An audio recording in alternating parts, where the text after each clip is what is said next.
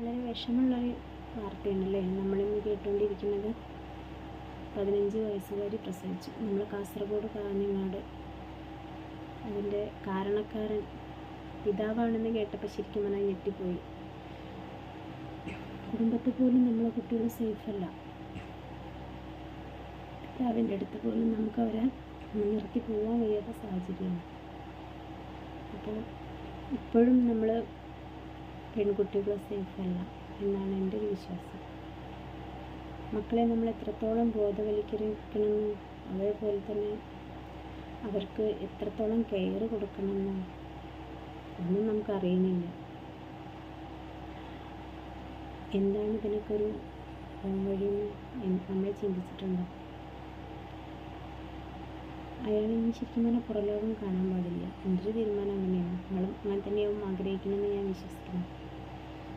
ആ കുഞ്ഞിൻ്റെ ഭാവി മാനസികമായിട്ട് ഒരുപാട് കുട്ടി തകർന്നു പോയിട്ടുണ്ടാവും.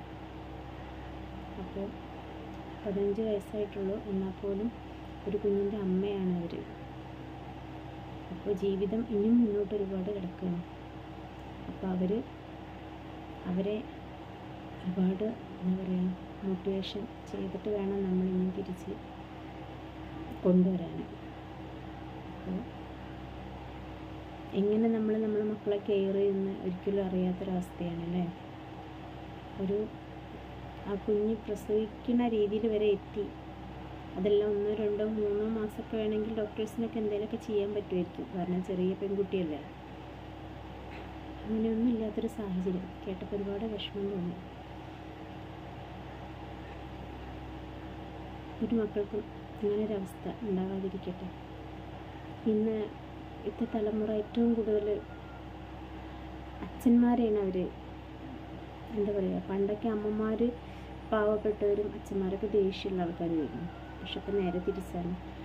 അച്ഛന്മാരാണ് അവരെ കളിക്കൂട്ടുകാർ. അമ്മമാരാണ് എപ്പോഴും എന്താ പറയുക ഇത്തിരിയെങ്കിലും വഴക്ക് പറയുക, ശകാരിക്കുക, അടിക്കുക ഒക്കെ ചെയ്യുക. പക്ഷെ ഇതൊക്കെ കേട്ടപ്പോൾ സത്യം പറഞ്ഞാൽ സങ്കടമായിപ്പോയി.